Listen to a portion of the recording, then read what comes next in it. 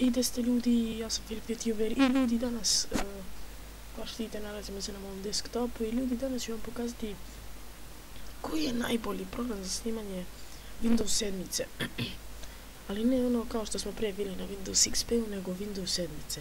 Kao što vidite, ja koristim 3 programa za snimanje i za editovanje. Naravno, to su Action, od njega koristim za snimanje igrica desktopa, zatim Camtasia Studio, tu koristim uglavnom da editujem nešto, i Aurora 3D, tu pravim neki intro, menjam, zezam se tako tu.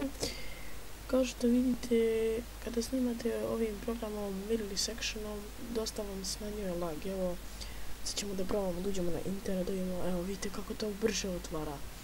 Evo, na primjer, ajde, ne znam, sad Facebook.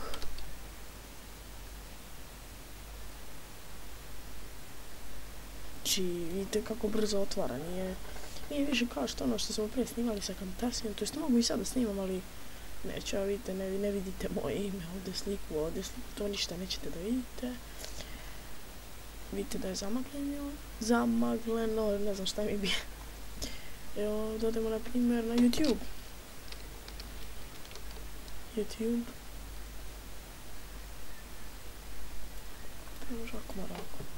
Znači, dosta vam smanjava lag. Sljedeći gameplay će biti Minecraft ili LOL, neka tako igrica. Evo vidite kako to, ljudi moji, brzo otvara. A link za download ćete imati dole u deskripciji, njega je lako skinuti. Evo, uđete na Google i kucate release action download full. Evo, meni je odmah izašlo. I to kad ste ukucali, evo ga ima, samo nije to taj link, evo ga.